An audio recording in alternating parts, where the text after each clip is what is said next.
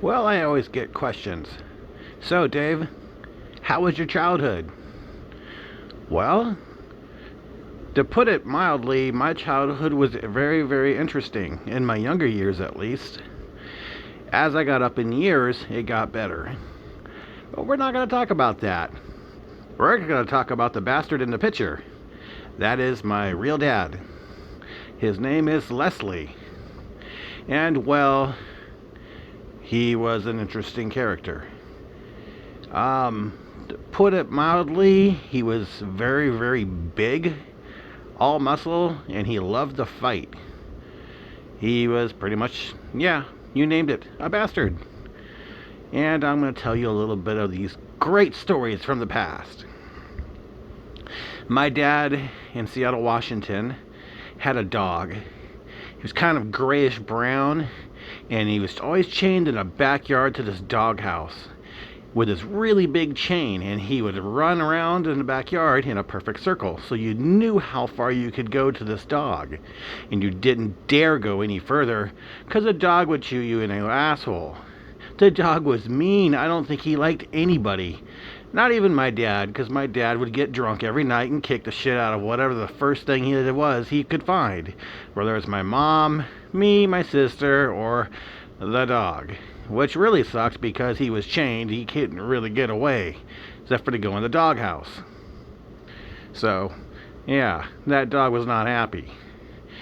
So, us being little assholes, we'd tease that dog, and we'd go right up to that line in the grass because you could see that circle, the half moon.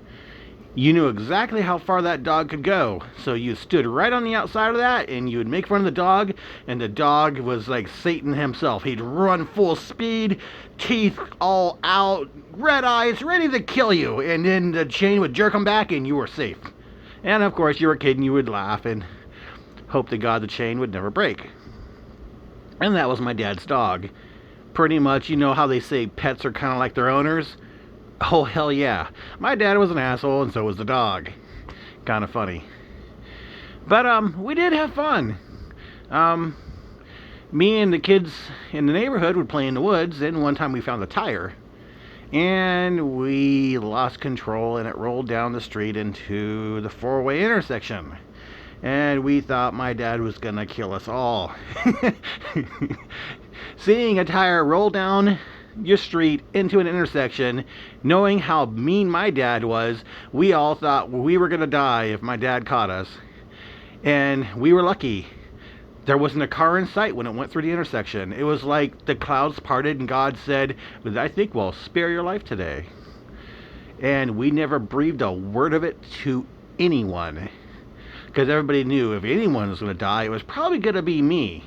My dad would probably bounce a can of Slits malt liquor off my head and then beat me the rest of the way to death. But, like I said, the clouds parted, and it was like a voice from heaven. Thou shalt not die today. No cars around. And don't tell your fucking dad, because you probably will die if he knows. So, that was a little adventure. But most of the time we'd stay in the yard, me and my sister, because if you went anywhere and Dad couldn't find you, you got your ass beat for that too. So there was an old dryer on the back porch, and hitting it with a stick or throwing matchbox cars at it was always fun, if you're not throwing matchbox cars at Dad's pissed off dog. And one time, me being me, I thought, well, hell, it might be fun to put that fucked up cat in the dryer. So that's what I did. And it was a broken dryer, so he couldn't really do anything.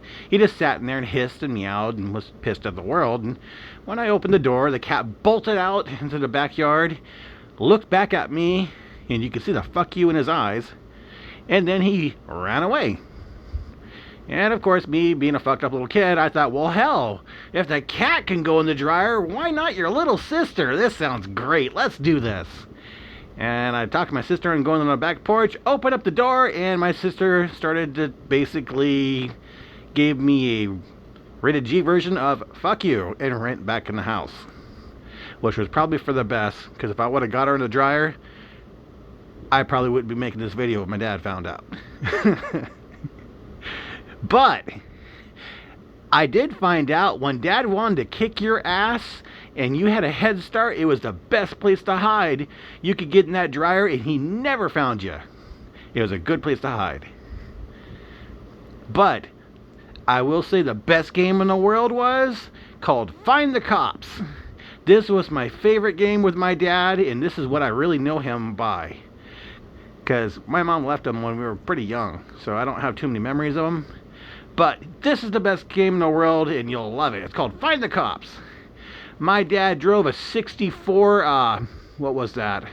Chevy Impala. You know, the one the gangsters have and all that. But his wasn't all gangstered. It was just a normal car. And he would drive that 64 Impala. And the back seat floorboard was full of beer cans. You couldn't see the back seat floorboard where us kids sat. We'd climb in the car and trample beer cans and sit in the back seat. And my dad would take us wherever it was we were going. And then the game started. He'd be like, all right, now, first one who finds a cop yells, cop! And eventually one of us, my little sister or me, would find a cop and you'd yell, cop! And you'd point. And it's not till later you realize, well, that was a pretty fucked up game, because what my dad was doing was drinking and driving, and when you yelled cop, it let him know where the cop was, so he wasn't sucking down his Slits malt liquor as the cop passed. Boy, my childhood was great. Well, there you go. A sneak peek into my fucked up little life as a kid. And it got better as I went along. So I hope you enjoyed the video, and we'll have more coming your way. Have a good night.